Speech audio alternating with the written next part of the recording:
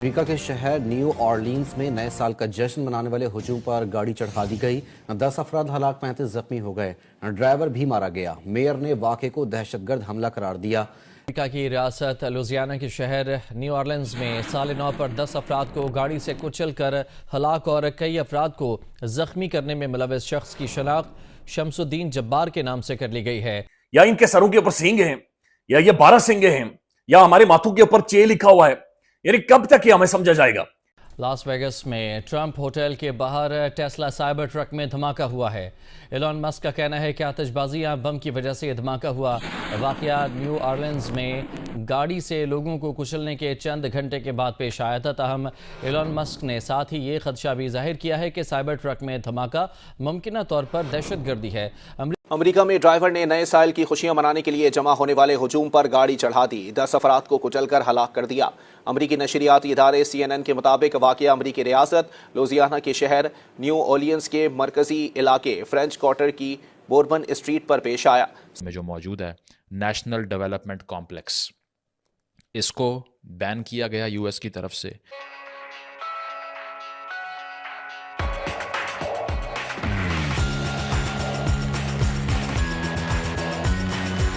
ادھر پاکستان کے اندر ایک بیانیہ بنایا گیا اور بیچا گیا کہ سمندر کے نیچے کو مچھلی ہے، وہ انٹرنیٹ کی تاریں کھا جاتی ہے، لہذا اس مچھلی کی وجہ سے ہمیں انٹرنیٹ سلو کرنا پڑتا ہے اور انٹرنیٹ بند کرنا پڑتا ہے۔ آج اس کا جو خلاصہ ہوا ہے کہ جناب یہ مچھلی نہیں تھی، یہ اصل میں مگرمچھ ہے۔ وہ مگرمچھ بے قابو ہوا ہے اور وہ مگرمچھ کیا کارروائی کر رہا ہے یہ آپ کے سامنے رکھتے ہیں، لیکن سب سے پہلے کی بڑی اہم ترین خبر ہے، اور یہ عدیل راجہ صاحب یہ بڑے پرومیننٹ جرنلسٹ ہیں، ارشد شریف صاحب کے یہ پروڈیوسر رہ چکے ہیں، انتہائی باخبر ترین شخصیتوں میں سے ایک ہے اسلام آباد میں۔ انہوں نے ایک ٹویٹ کیا ہے اور تصویر بھی باقاعدہ سے انہوں نے یہ شیئر کی ہوئی ہے۔ یہ لکھتے ہیں پاکستان کے امریکہ میں سفیر کا پاکستان کا دورہ، یعنی جو پاکستانی ایمبیسڈر امریکہ کے اندر موجود تھے انہیں پاکستان میں بلایا گیا، طلب کیا گیا۔ ساتھ ایک اور شخص پاکستان میں آئے ہیں جن کا نام ہے راؤ کامران، یعنی ایک اور ایمبیسڈر کے ساتھ شخصیت پاکستان آئی ہے۔ میری اطلاعات کے مطابق راؤ کامران صاحب کو پاک پیک سے نکال دیا گیا تھا اور اب راؤ صاحب کو ٹاسک دیا گیا ہے کہ وہ ایک نیا پاک پیک بنائیں امریکہ جا کر۔ پاک پیک پاکستانی امریکن کمیونٹی جو امریکہ کے اندر موجود ہے، یعنی امریکہ کے اندر جو پاکستانی ڈائسپورا ہے، اوورسیز تگڑا پاکستانی ڈائسپورا ہے، جنہوں نے امریکن پارلیمنٹیرینز کو نتھ ڈال دی تھی، لٹرلی نتھ ڈال دی تھی کہ امریکن کانگریس کے اندر جو قراردادیں منظور ہوئی اور ڈونلڈ لو کی جو چڈی پھاڑی گئی، جس طریقے سے اس بندے کی دھوتی اتاری گئی ہے، وہ سب نے براہ راست دیکھا ہے۔ اب یہ جو پاکستان امریکن کمیونٹی یا پاک پیک جو ہے، یہ تگڑا ترین بین الاقوامی پلیٹ فارم بنا ہوا ہے۔ یہ دیکھیں اس ملک کے لیے بینیفیشل ہے۔ ہم نے آنے والے ٹائم میں پاک پیک کے ذریعے لابنگ کرنی ہے، ہم نے پاکستان کا امیج بہتر کرنا ہے، پاکستان کے اداروں کا امیج بہتر کرنا ہے، پاکستان کی شخصیات کا امیج بہتر کرنا ہے۔ ہمارے میزائل سسٹم کے اوپر امریکہ نے پابندی لگا دی ہے، ہم نے اس سارے معاملے کے حوالے سے لابنگ کرنی ہے اور وہ ہمارے اوورسیز پاکستانی کریں گے، وہ پاک پیک کرے گا۔ لیکن چونکہ اس وقت پاک پیک ڈیموکریسی کی بات چیت کر رہا ہے، عمران خان کی بات چیت کر رہا ہے، بیسک رائٹس کی بات چیت کر رہا ہے، لہذا وہ شخص راؤ کامران جسے پاک پیک سے نکال دیا گیا تھا، جسے اٹھا کر باہر پھینکا گیا تھا، ان کے بارے میں خبریں کہ انہیں پاکستان بلایا گیا اور انہیں یہ ٹاسک دیا گیا ہے کہ آپ نے ایک نیا پاک پیک امریکہ میں جا کر بنانا ہے۔ کامران صاحب کو ایک اہم جگہ پر طلب کیا گیا، ان کے ساتھ اہم ترین میٹنگ کی گئی اور وہاں پر یہ انہیں ٹاسک دیا گیا ہے، یعنی امریکہ میں جا کر آپ جعلی پاک پیک کھڑا کر دیں۔ وہ چاہیں تو تردید بھی کر سکتے ہیں، انہوں کا تردید کر سکتے ہیں، تو یہ انہوں نے ٹویٹ کیا تھا جی، تقریباً 8-9 گھنٹے ہو گئے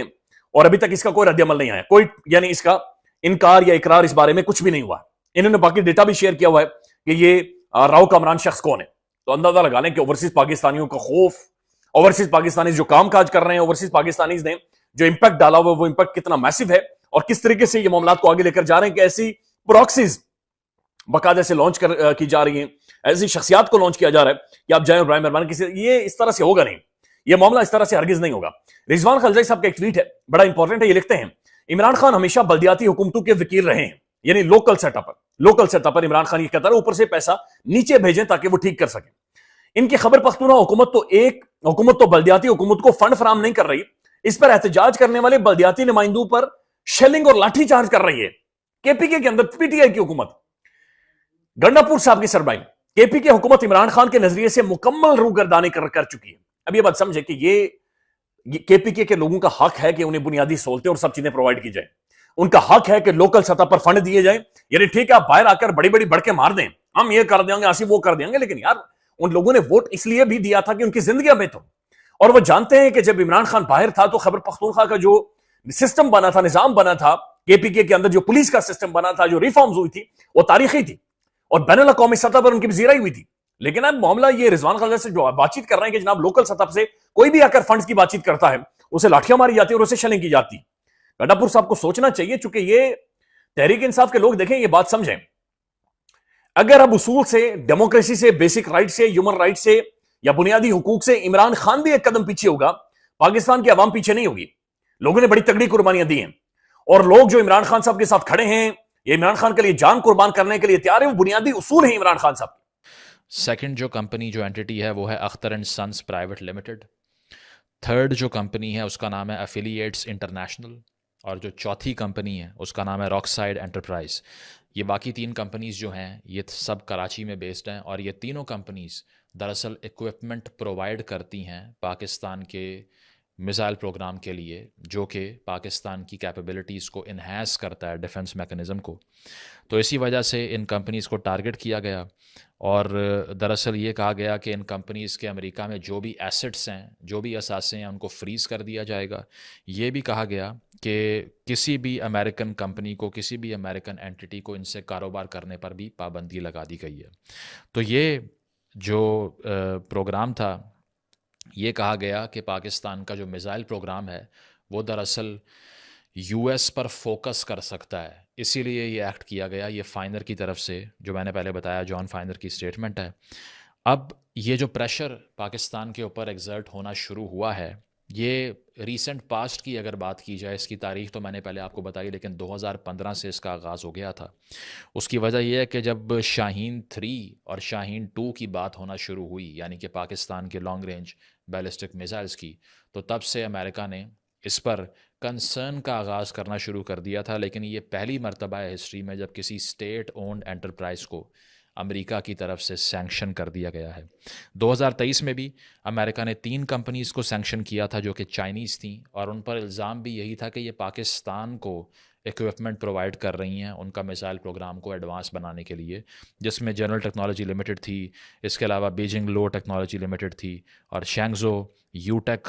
کمپوزٹ کمپنی تھی. اب ان تینوں پر یہی دراصل ایکوزیشن تھی کہ یہ پاکستان کے میزائل پروگرام کو ایڈ کر رہے ہیں, that's why we need to sanction them. ساتھ ساتھ یہ کہ اس سال 2024 میں اپریل میں بھی ایسا ہوا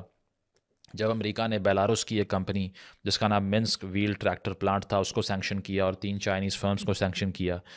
اسی طرح سپٹمبر میں بھی ایک اور ویو آئی سینکشننگ کی امریکہ کی طرف سے. 4 کمپنیز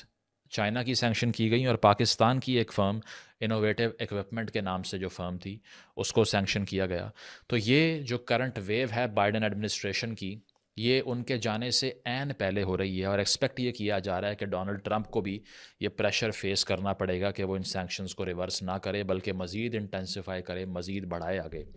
تو یہ جو اسٹیٹمنٹ تھا کہ دراصل امریکہ کے اوپر اٹیک ہو سکتا ہے, وہ کچھ ایکوپمنٹ کو فوکس کرنے کے بعد کیا گیا کہ پاکستان ایسی ٹیکنالوجی ایکوائر کر رہا ہے جو کہ خاصی پاورفل ہے. یو ایس نے یہ کہا کہ جو ایکوزیشن آف ایکوپمنٹ ہے, یعنی کہ ایکوپمنٹ کا خریدا جانا ہے, دراصل یہ بڑی راکٹ موٹرز بنانے کے لیے استعمال ہوگا, جس کا فنکشن صرف یہی ہوتا ہے کہ جو انٹر کانٹیننٹل بیلسٹک میزائل ہے یا پھر لانگ رینج میزائل ہے اس کو ڈیولپ کیا جائے. تو شاہین 3 میں یہ کہا گیا, یہ شبہ ظاہر کیا گیا یو ایس کی طرف سے بھی کہ 1.4 میٹر سے لے کے 1.7 میٹر تک کی موٹر یوز کی جا رہی ہے. ساتھ ساتھ یو ایس یہ بھی بلیو کرتا ہے کہ اس کا ایک ہی فنکشن ہو سکتا ہے, اور وہ یہ ہے کہ لانگ رینج کیپیبلٹی اٹین کرنا. لیکن وہ بات اپنی جگہ کہ اس طرح کا جو ایکوپمنٹ ہے وہ دراصل اسپیس پروگرام کے لیے بھی بہت سے کنٹریز یوز کرتے ہیں.